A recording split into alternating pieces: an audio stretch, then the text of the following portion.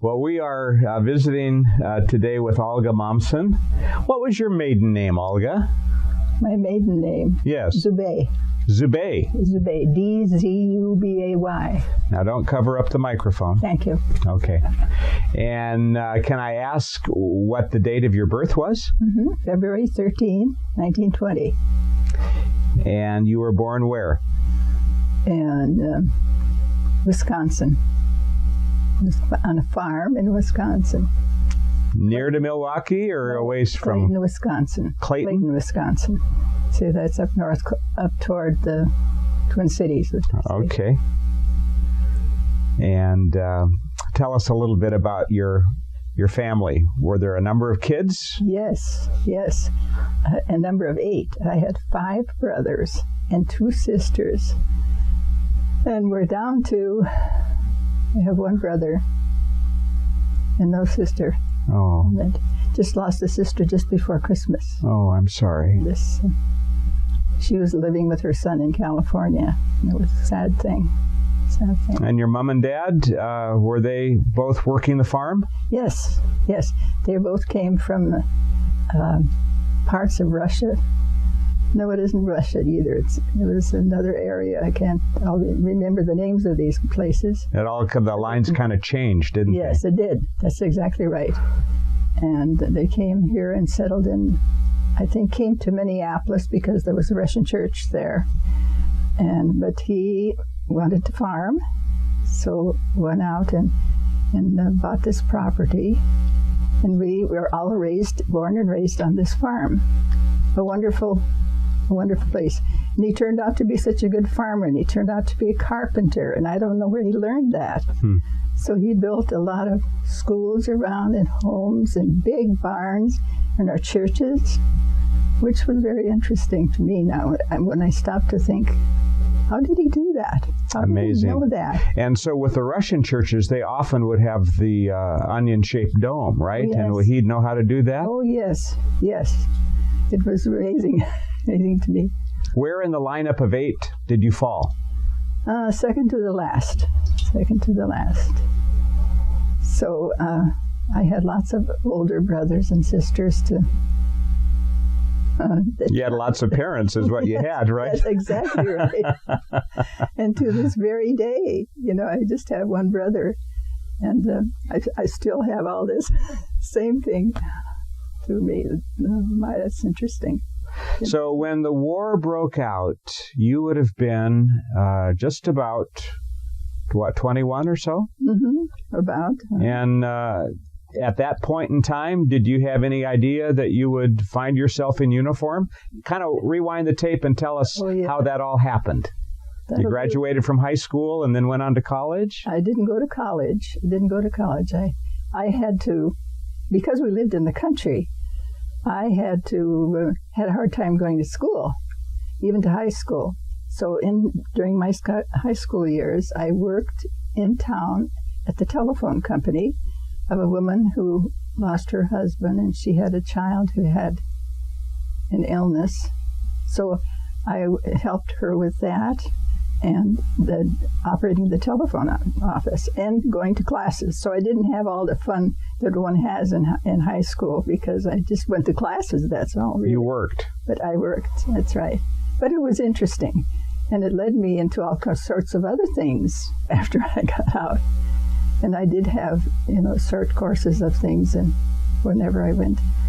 But because my older brothers and my older sister were all in Minneapolis, some stage or another working or going to school or something, that's where we had our second home, sort of. And when you see, one of my brothers went into the service. I can't remember the year of that. Do you think it was before the war began? Before it was very serious, it's true. He was at Fort Leonard Wood, Missouri. And I wish I could untangle all this so easily. But that's been a long time ago. It has been a long time ago, right. yeah. Don't worry about that. But did you enlist, or because they weren't drafting women at that time? Oh, no, this was a very new thing. But I was very unhappy that he was there because it was difficult for him, and he was the only one. And so I was thinking, when they announced that they might have a women's army, I was right in there. I thought that was great. But what hurt me most was, the young men were being drafted, and so many, they'd say, well, they didn't take them because he had this problem or that problem. And they would say, oh, he just tried to do that. And it made me very angry. And I thought, well, I'm going to get in there and see what this is like. Why is this happening? And sure enough, I was in Minneapolis at the time. So I went to the office to enlist, and that thing just happened, the ball started to roll, and I found that I really liked this. I really liked this, what we were doing. This is the right thing to do, it seemed to me. We need some people at home, and we needed some people, and surely women could do a lot of these things. So I went down to enlist, and I did find that date, which was August of 1942. 42. That's right. So that was just 9 months or so after Pearl Harbor. Right. That's right. And were you one of just a handful of women, or was there quite a lot of you that were there in basic training and boot camp? Quite a few, yes. They didn't really start basic training until they had this certain amount of people. Right. Which made it worthwhile. And that was an interesting thing.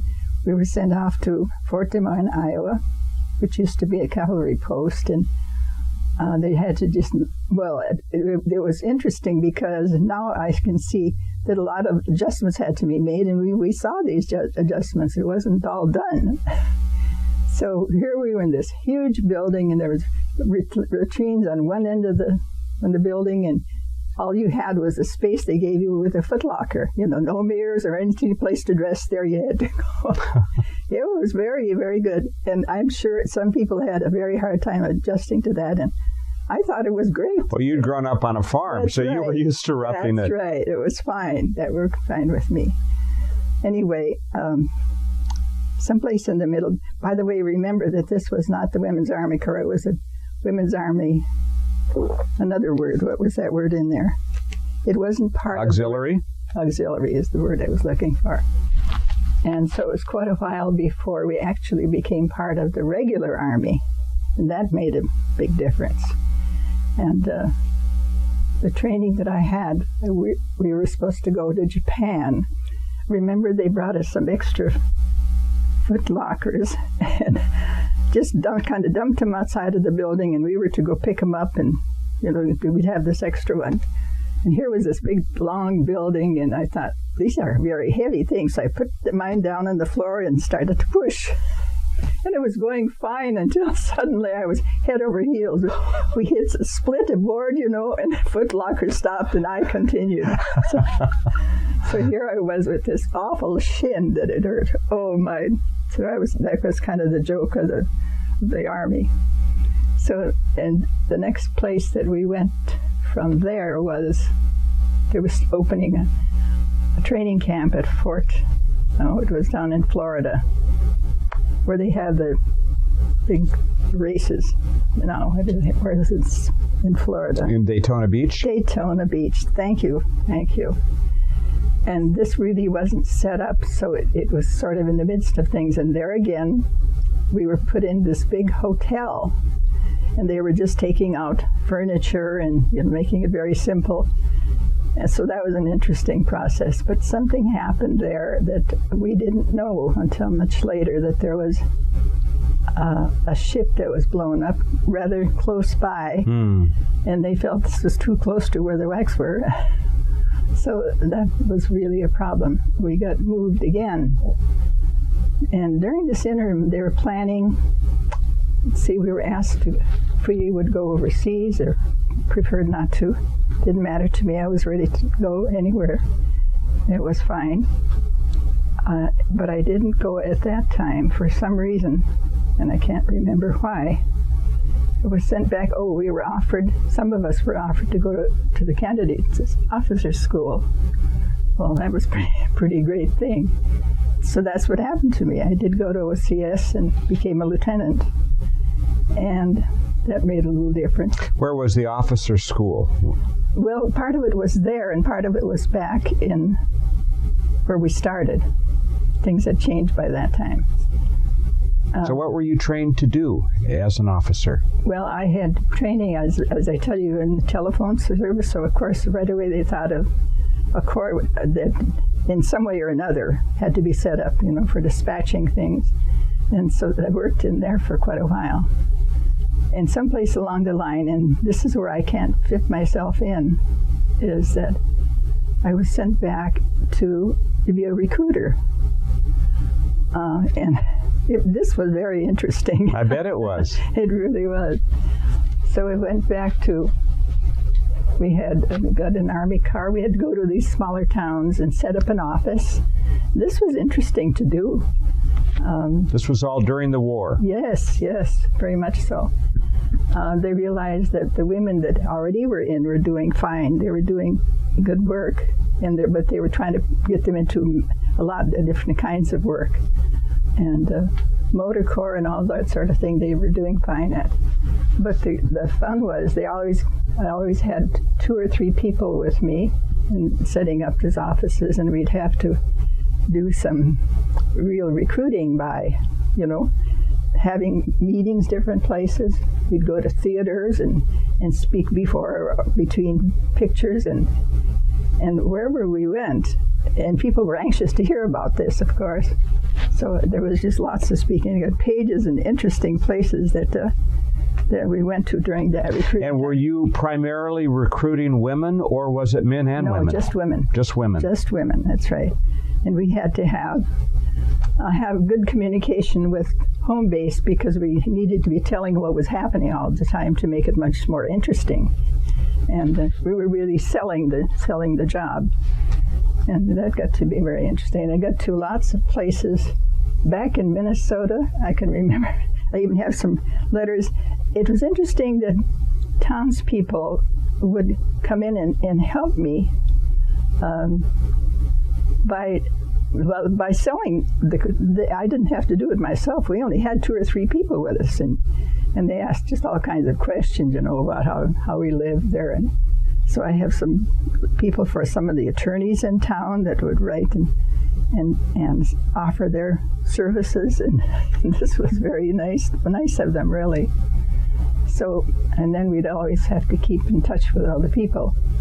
But now I don't remember, I can't remember exactly when I got out of there. Well, one of the things in Minnesota, they were trying to raise the recruiting by sending off a company of 100 people.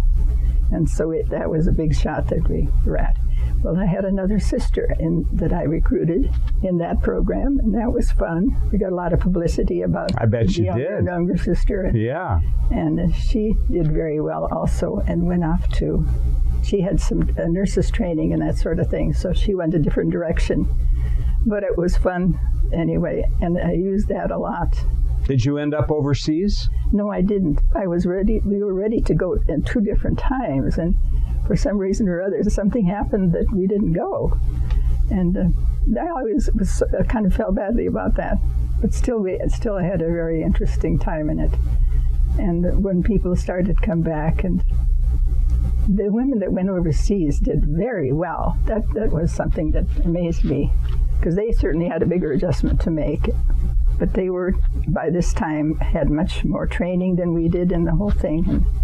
did very well in that work. How long was your service then altogether? Were you discharged while the war was still going on? Yes. Let's see. That's the date that I couldn't come up with, and I'm sorry about that. My time of service, it seems to me, was like 4 or 5 years. Yes. At least. And I can't remember. Well, it's likely then that you concluded, because the war was over in September of 45. Okay. And if you began in 42, then it's likely that you didn't get out until after the troops had come home. That's true. That's true. You didn't meet Bob while you were in the service? No, didn't meet him till much later. We'll talk about that, but before we leave the service, anything else that kind of stands out in your memory as one of the life-shaping events that happened while you were serving your country? People, someone you met, or some view of the world that you wouldn't have had you not joined the Army? The interesting thing was that when I look back now, all the people around me had much more exciting lives before mine. By exciting, I mean, as we would say it now. Right. Because I really liked what I was doing, and I liked the people. And sometimes if they couldn't even get along, I saw where I could help. And something new was born in me that was very good. It was all good. I can't say it wasn't. All the experiences that I had, and I was called on to do things that I would never dream that I would get into, and yet it worked out fine because somebody was there to help me. There was always somebody there to help. So would you say that having grown up in a large family and in a farm community, that prepared you to be kind of capable of doing any number of things that others who grew up in the city might not have been able to? Oh, yes. That's very true. Very true. And besides, the faith that we were brought up with, excuse me. That's okay. The faith that we were brought up with had a lot to do with that. It induced me I'd always look for a church, and we'd talk about this. One of the great things that happened was that, are you familiar with the Don Kozak Choir? No. They're a group of Russian singers, big men, and do beautifully, and they would go all over the world. And a couple of places that they came to town. And so I met them, and they would just sort of adopt me, and they helped me a lot in recruiting. It was funny. I was part of the show. Oh, that was interesting. A lot of interesting like this happened. And wherever I went, I would find a church, and the girls that were sent to help and work with me were always good. They were interesting. I mean, there wasn't any problem there, and I could see it would be because they would be lonely and all that sort of thing. But we always got along so well. And so when I read some of these things against the WWII, it hurt me terribly. I'm sure. It really did. What did, as you can kind of piece together, what constituted the reaction against women in the military? Was it a sexist thing? Oh, yes. Kind of prejudice? Yes. It sometimes came from, all kinds of different places. If you read some of the books, as I say, I just read some now that I hadn't before, and I was really wounded because I'm sure there's the same existed in the services and the outside, but they expected them to be different, I suppose. But when we'd go through a town, you'd see people looking. There's whack, whack. You could see there's a whack car. I think it was some of it was jealousy. One of the articles that I read, that some of the men didn't want women doing some of the things that they could do. But I couldn't believe that there was an awful lot of that. After all, there was a war, and it was difficult there. But I can't put my finger on exactly what about it I liked so much that I fit into, I felt. I think that I could adjust to coming back better than some people. Some people had a little trouble going back to their lives again because they had to live so differently. And thank God that I found it fine. I had relationships wherever we went. It seems like I have letters still from people that I met there. And that certainly is good. Any friendships that have survived that began during that time? Oh, yes, certainly. That's why it helped me so much to know all this before our refugees came. I can see how we knew how to handle them better and what they needed and what they liked. It was a great experience, and I thank God for it. I really do. In a way, were you kind of sad when you left the service because of how wonderful it had been? Well, yes, it's true. I was worried about where I'd go from there, but I knew that there was something different. And what was that? Once you left the Army, what happened? Where did you end up? Well, I was needed again because our oldest sister lost her husband, and she had 2 children, and she needed to work, and so we got together and made a home for them, sort of, and that was a big help to know all that. I wouldn't have tackled that sort of thing if I hadn't had all the experiences in the Army. Well, you hear so many things from so many people that you learn, and you get close to them during those times when you're away from home and everything. You learn a lot more, I think, than living in a cultured society. I am glad for the experience. I really am. I'm sorry we had to have this war, but it helped me realize it. And now, in what's happening, I can understand people much better than before. Sure you can, yeah. So when you were caring then for your sister's children and all, was it during that time frame then that you met your husband? No, it was quite a bit later. It was, huh? Quite a bit later. Well, tell us how you met Bob. Well, let's see. I met Bob through his sister.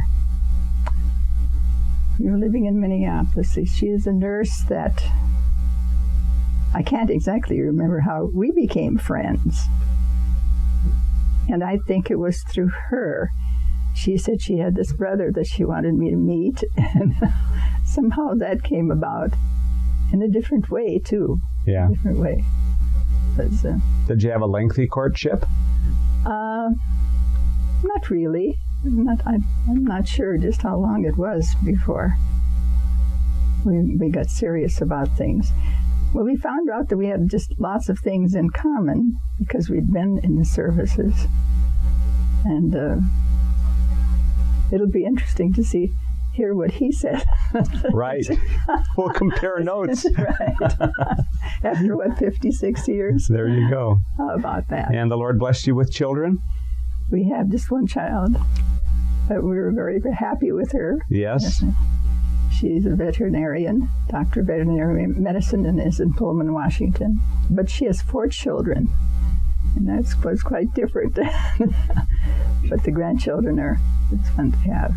And you grew up in a rural environment with a lot of animals, and yes. And now your daughter is devoting her life profession to caring for animals. That's got to be somewhat fulfilling for you. It is. Well, it's interesting to me that she would have loved the life that we talked about, our life, and she got to see some of it too, because she wanted everything that I had as a child. But she had a chance to go to college, and she had a lot of things. But still, she liked the life that we had, and she's doing well. Where did you raise your daughter? What part of the country? Let's see. Well, we started off we moved a lot during that time. She was born where? Well, she was born here. She was born here. I'm sorry. We moved quite a few times. And Virginia Mason Hospital in Seattle. And then we moved a lot because Bob's work took him. And so she'd met a lot of different people, different parts of the country. But she always loved the country and animals. Animals. But she has a great interest in many things, too. That's the wonderful part about it. Olga, if I could, just for a few minutes, have you reflect upon how the Lord opened up the door to work among the refugees here in our church. That was in conjunction with Vi and Paul Theorel, is that correct? Mm-hmm. Who were here in the last years of their ministry, serving with Pastor Bud. And was there one family that came from Laos or Southeast Asia that kind of began the work here? How did you and Bob become involved with that? Well, as they began to come, it just seemed like a natural place for us to be. It just did. I can't put it to any one particular thing, but it was so easy for us to feel their need. That was the thing that always amazed me. I never really thought how I could meet their need, yet I was there with an open heart, now that I think of it. And it just fit in so well, and Viola and I worked together so well. I mean, we'd get together and plan all the activities that we'd do and what we'd teach and how we'd pray. And that seemed another thing. Here was another different background there, and we worked very well. And once we found Joan Selvig, she could do so many things. It was just great. It was just great. And we loved those people like part of our families. We were concerned with them. And they now appreciate it, believe me. It's amazing to me that they just didn't go out about their lives, because I recently had a hip replacement. And this young man that I'd helped to begin with appeared one day at the door holding this big chair. It really is a sofa thing. And I was having trouble sitting or standing, after hip surgery. It was very hard. This was just the kind of thing I needed, but I didn't know it. And it was just like, a manna from heaven. And every once in a while now, when they come in the afternoon, or we'll mow your lawn for you, they decided that we were their parents. Isn't that wonderful? Finally, Peter said, we just should call you Mom and Dad. Well, that is, So Peter and Kumnoon were some of the first that came? Not first, but quite early. Mm-hmm. Quite early in the game, yes.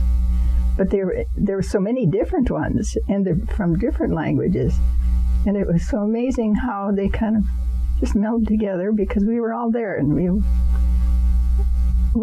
that's all we lived for. Why and I would worry about them, all the time. And we had people like somebody who needed surgery. They could have a job if they need surgery. Well, what do you do? We couldn't just afford all these things, but we talked to some doctors that did things for people, and it's amazing what one can do if you've got the right heart, really. And do you believe that God gave you that heart? Absolutely. It seemed like a very natural thing. Absolutely. You didn't have to work yourself up to want to be responsive. No. God gave you a heart that was responsive to them. If we saw someone that needed, that was it. It was just, it was wonderful. But I realized that this wasn't me. This was God working through me. This Sunday I'm talking about, as we journey through the Bible, we'll be in Joshua and looking at that remarkable phenomenon that God created there in the Promised Land called cities of refuge, where people who were unintentionally branded could run and have a safe place. Well, you know what? God calls us as people to be people of refuge, to be a safe place for those who have needs. And you and Bob have really modeled in our congregation what it means to be people of refuge. And I want to thank you for that. Oh, well, it's been our joy. And we thank God. We thank God for that. We really do. We don't have lots of interests, I think, for that reason, outside interests. I mean, that's kind of secondary. It really is. So it's made our life very meaningful. It really has. As you think about this question, just for a moment or two, I'm interested in what you might say that you could share for your daughter and her family This tape will be viewed for years to come, and the day will come when you and Bob have changed your address from Mercer Island to the streets of gold. When you are in heaven and this tape survives, what would you like your grandchildren to be able, as they play this, to think about their grandparents?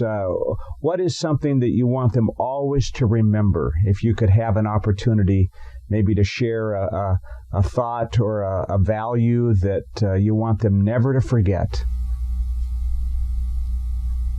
There are just so many things, good things and bad things in the world today when we compare what we started with. A simple, wonderful farming community with healthy parents who loved God. That's got to be, I think someday we're going to come back to this. I mean, we have too much in this world, we really do. And I always pray that they have this wonderful thing in the bottom of their heart, that God is first. God put us here. He made this wonderful world for us. And we've spoiled it in so many ways. But let's please Him, do what He wants us to do. Always open our hearts first. We love you, Lord. And Jesus will save us. Save us. Olga, thank you. Thank you. God bless you.